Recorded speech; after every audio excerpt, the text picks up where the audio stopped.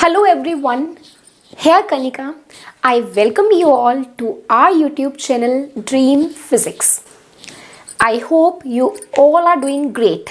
तो बेटा सबसे पहले तो सॉरी 2-3 दिन के बाद मैं आई हूँ एंड उसके बाद हम अब जो अपना नेक्स्ट मैथमेटिकल टूल करने वाले हैं that is integration.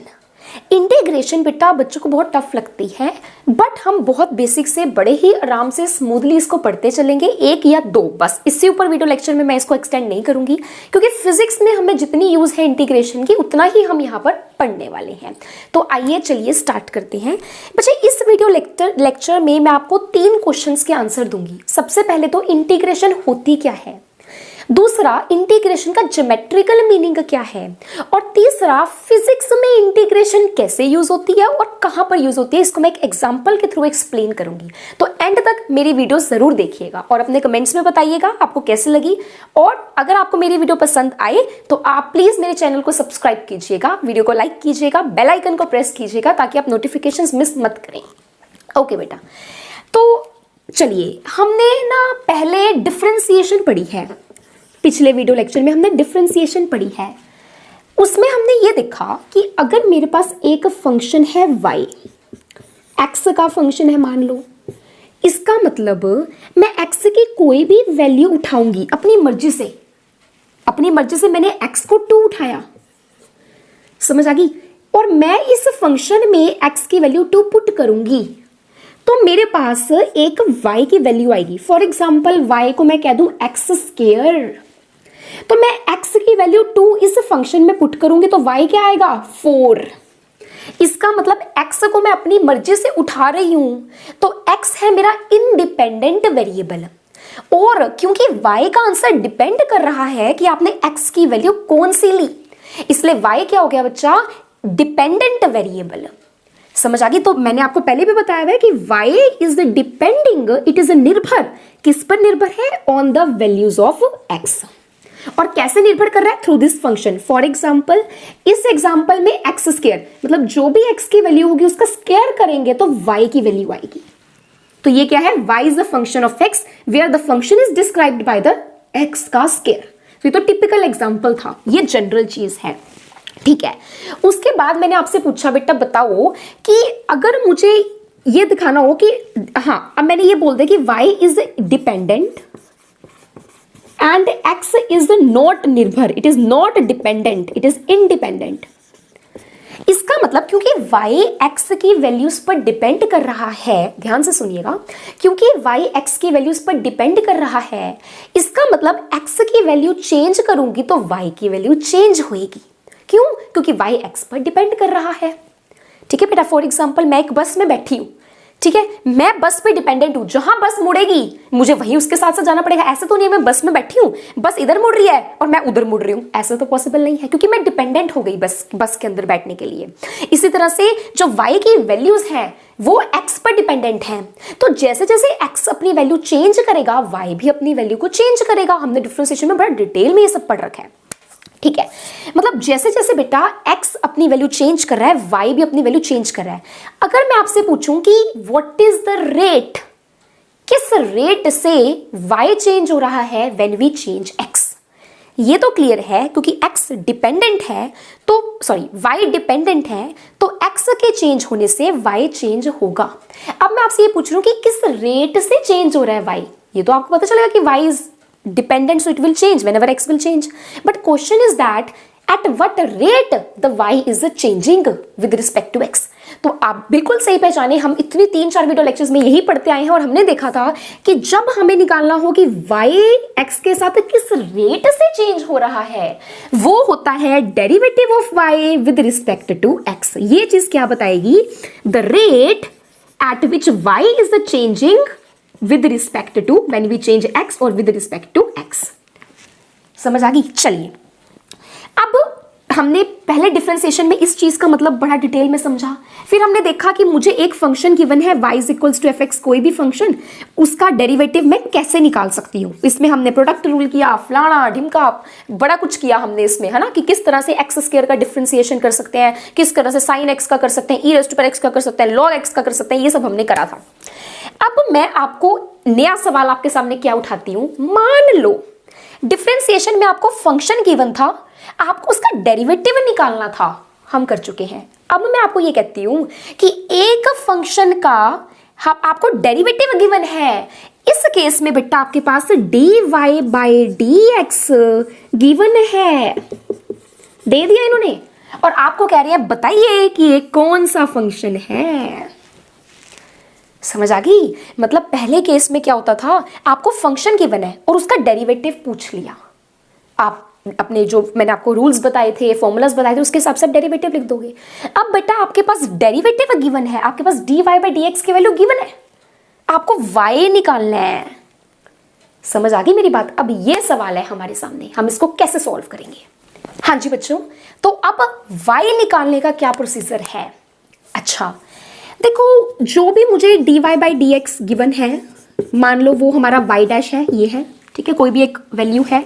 For example अगर मेरे पास dy/dx मुझे 2x गिवन है, समझ आ गई, और मेरे से पूछा गया कि y बताइए क्या है, ठीक है।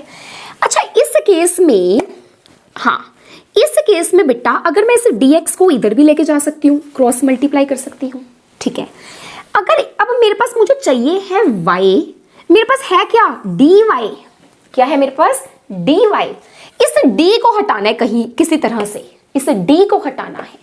d क्या रिप्रेजेंट कर रहा है, अच्छा मैंने आपको बताया था d का यहाँ पे dy क्या रिप्रेजेंट कर रहा है कि y में चेंज है, जैसे y की वैल्यू कुछ चेंज हुई, y1 से y2 हुई, बट d लगा हुआ है, इसका मतलब वो जो चेंज है बहुत छोटा है।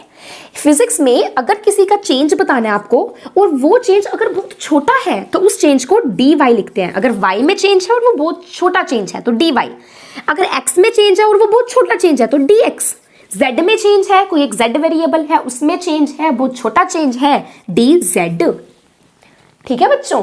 तो अब और अगर मेरा y में चेंज है और वो इतना छोटा नहीं है, बहुत छोटा नहीं है, एक अप्रोप्रिएट चेंज है, दिखने वाला चेंज है, ये बहुत छोटा चेंज नहीं है, उसको हम लिखते हैं डेल्टा y से।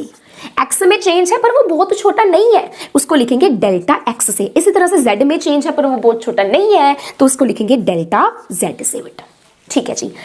यहाँ पे मैं आपको कह रही हूँ मुझे y चाहिए तो मुझे इस d को हटाना है, समझ आ गई। इसका मतलब मुझे d एक ऑपरेटर है, y पे d ऑपरेट हुआ, इसको ऑपरेटर कहते हैं डिफरेंशिएशन को। बेटा मैं दोनों साइड पे इसका एंटी डिफरेंशिएशन ले लूंगी, एंटी डिफरेंशियल ऑपरेटर ले लूंगी। मतलब दोनों साइड पे मैं एक ऐसी चीज लिखूंगी जो इस d को काटती है, और वो चीज जो इस d को काटती है, मतलब अगर d उस चीज के साथ मिल जाए तो रिजल्ट इज वैनिश। जैसे मैं आपको कहूं कि मुझे 5 को 0 बनाना है, इसको काटना है, तो मुझे -5 यहां लिखना पड़ेगा ताकि ये 0 बन जाए, तो -5 ने इसको काट दिया, ये इसका एंटी हो गया। समझ आ गई? इसी तरह से बच्चे अगर मुझे इस d को काटना है तो मुझे यहाँ पे इंटीग्रेशन का साइन लगाना पड़ेगा, मुझे दोनों साइड पर इंटीग्रेशन करनी पड़ेगी। कैसे पता चला इंटीग्रेशन करनी है, ये साइन बता रहा है कि आपने इस चीज की इंटीग्रेशन की है। ये जो सांप सा है ना ऐसा खड़ा है, ठीक है, ये क्या है इंटीग्रेशन का साइन, कि इस चीज की आप इंटीग्रेशन कर रहे हो।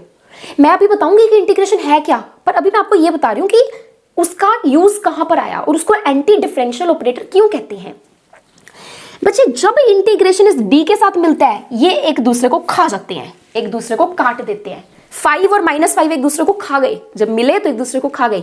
पॉजिटिव चार्ज नेगेटिव चार्ज, जैसे इलेक्ट्रॉन और positron, sorry electron and proton दोनों जब मिलते हैं तो नेट चार्ज क्या आता है 0, तो कहीं इलेक्ट्रॉन पड़ा है, समझ आ गई, उसको मुझे खत्म करना है तो मैं वहां प्रोटॉन उसके सामने लाके रख दूंगी, चार्ज 0 हो जाएगा। Are you getting? ये अप्रोप्रिएट एग्जाम्पल नहीं है बट मैं आपको एक समझाने के लिए एग्जाम्पल दे रही हूँ कि इसी तरह से अगर मुझे d और इस चीज को खत्म करना था तो मुझे यहाँ पे दोनों साइड पे इंटीग्रेशन करी थी। इस साइड की इंटीग्रेशन और d क्योंकि आपस में विरुद्ध है, आपस में इनकी दुश्मनी है, तो एक दूसरे को लड़के तबाह हो गई, तो ये तबाह हो गई और हमारे पास क्या बच गया y। समझ आ गई मेरी बात? इसका मतलब अगर मेरे पास dy/dx मुझे गिवन है, ठीक है, तो मेरा y क्या होगा, it will be integration of this given quantity. ऐसे ही है ना, अगर dy/dx y डैश है तो दोनों साइड इंटीग्रेशन लो, ये कैंसिल हो गए, यहां पे बच गया y डैश dx। इसका मतलब अगर मुझे डेरिवेटिव से फंक्शन निकालना है तो मुझे दोनों साइड पर इंटीग्रेशन लेनी होगी।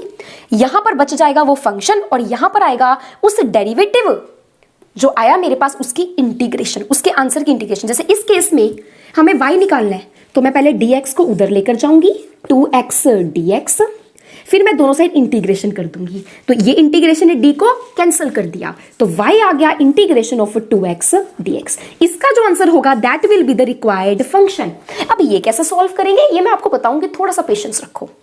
समझ आ गई किस तरह से dy बाई dx गिवन था, किस तरह से हमने इंटीग्रेशन से इसको काट दिया और सिर्फ y का आंसर बच गया हमारे पास। इसको सॉल्व करेंगे ना y का आंसर आ जाएगा।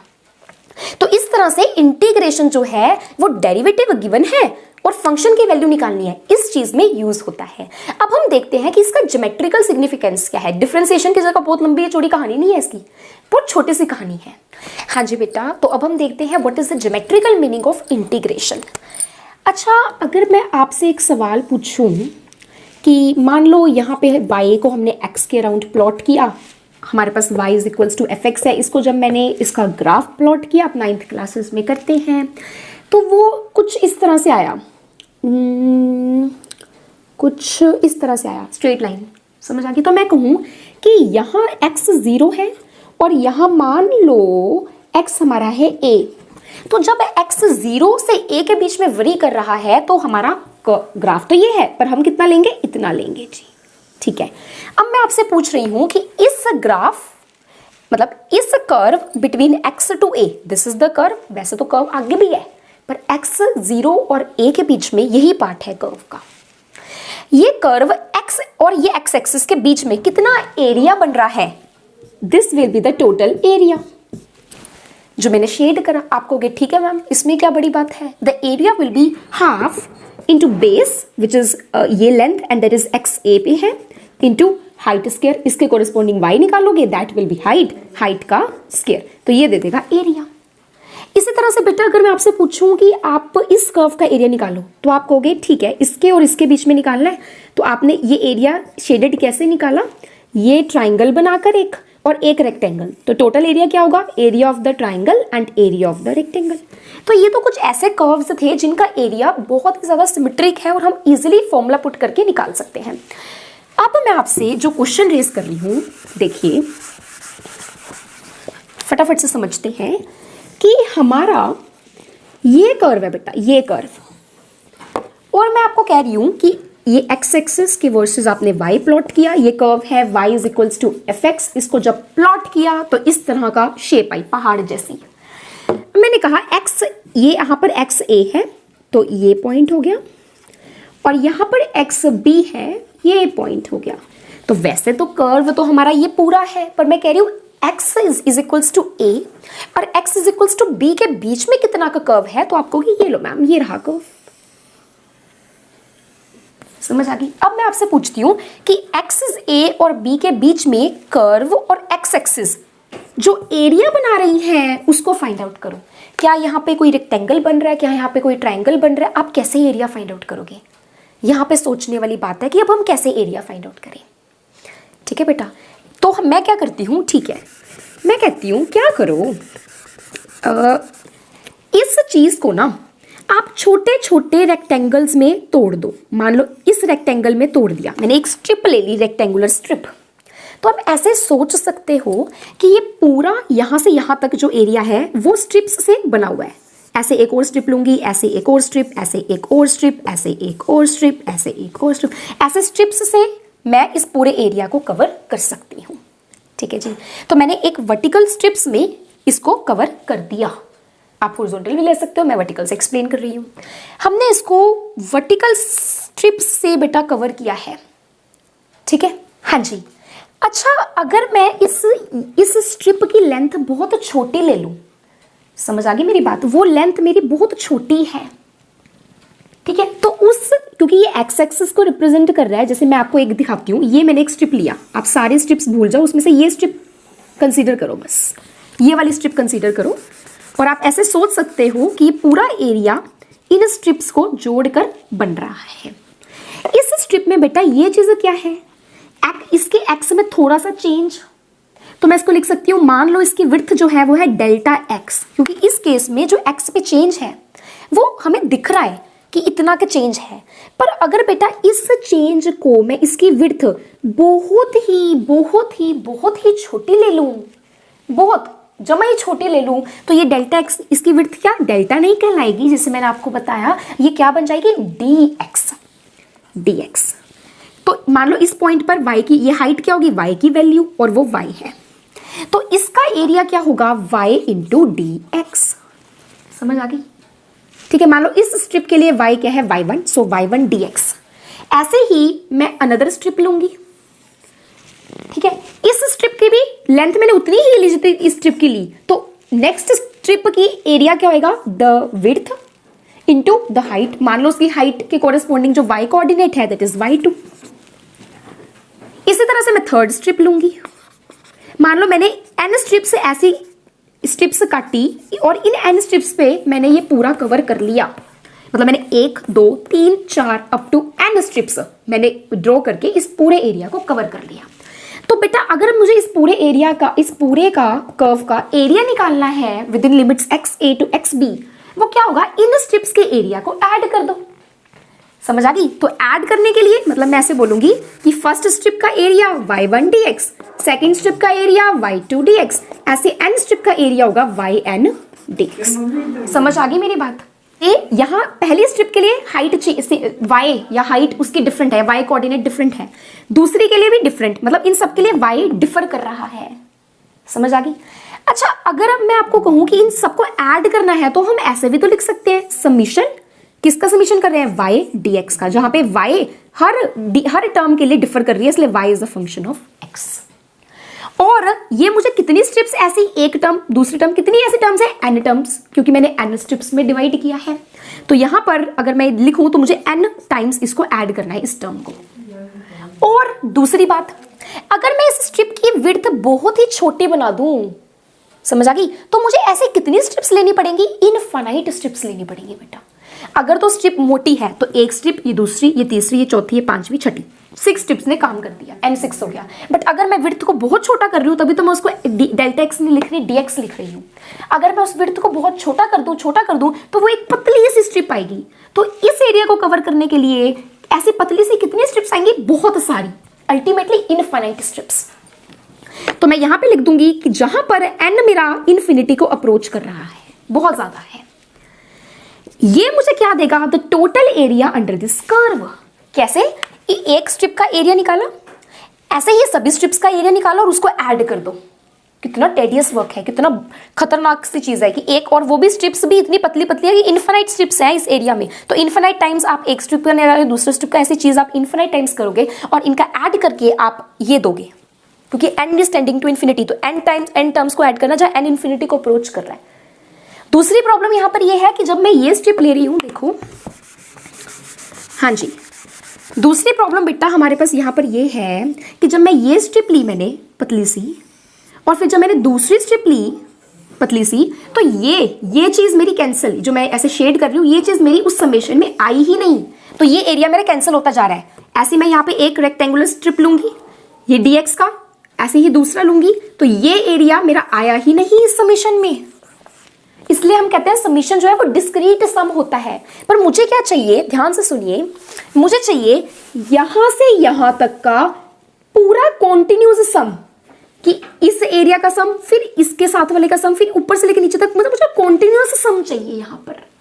तो जब समेशन, क्योंकि वो डिस्क्रीट है कि वो इस स्ट्रिप का करेगा, इस स्ट्रिप का ऐड करेगा, दूसरे स्ट्रिप को ऐड करेगा, इन एरियाज को वो खाता जा रहा है, ले ही नहीं रहा। इसलिए जब मुझे कॉन्टिन्यूअस चीज चाहिए तो मैं वो कॉन्टिन्यूअस चीज उनको ऐड करके नहीं, उनको इंटीग्रेट करके आती है। मतलब जब मैं एक चीज को बार बार ऐड कर रही हूं, जैसे एक स्ट्रिप का एरिया ऐड, उसमें दूसरे का एरिया ऐड, उसमें तीसरे का एरिया ऐड, वो चीज मैं बार बार ऐड कर रही हूं बेटा, ध्यान से समझो, वो चीज बार बार ऐड कर रही हूं, जिसमें मुझे एक तो बड़ा मुश्किल हो रहा है सॉल्व करना, एक मेरा ये पार्ट छूटता जा रहा है, ये डिस्क्रीट है इसलिए समेशन, पर मुझे यहाँ पे पूरा ये पार्ट भी लेना है, मुझे कॉन्टिन्यूस सम करना है इस चीज का, y इंटू डी एक्स का कॉन्टिन्यूस सम करना है। उस केस में समेशन को मैं इंटीग्रेशन में बदल देती हूँ। इंटीग्रेशन मतलब इंटीग्रेट करना, इंटीग्रेशन का अलग अलग मतलब हमने यहाँ पर देखा। इंटीग्रेट करना, एक चीज को एक पॉइंट से दूसरी लिमिट तक पूरा इंटीग्रेट कर देना। जो ये टर्म है y dx वो इसके लिए भी है, इसके लिए भी, इसके लिए भी, इसके लिए भी, इन सबको जोड़ना, ऐड करना और कॉन्टिन्यूसली ऐड करना, दैट इज इंटीग्रेशन। इसलिए मेरा ये समीशन इंटीग्रेशन में कन्वर्ट हो गया और यहां आ गया yx dx। तो ये क्या था, एरिया अंडर द कर्व, और ये इसमें कन्वर्ट हो गया तो ये क्या आ गया, एरिया अंडर द कर्व। इसका मतलब the integration also gives the area under a curve when we are not able to apply our basic area rules।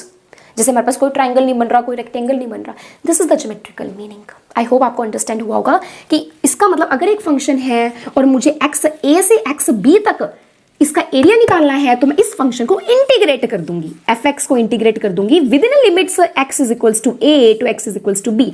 ये लिमिट्स आपने कैसे लिखी, और यहाँ लिमिट्स नहीं लिखते तो क्या होता है, ये हम अपने नेक्स्ट लेक्चर में देखेंगे, डेफिनेट और इनडेफिनेट इंटीग्रेशन में, और देखेंगे कि फिजिक्स में ये कहाँ यूज होती है, एक एग्जांपल दूंगी और हम इसके कुछ इंपॉर्टेंट फॉर्मूलाज करेंगे। यहाँ पर इंटीग्रेशन हमारी समाप्त है।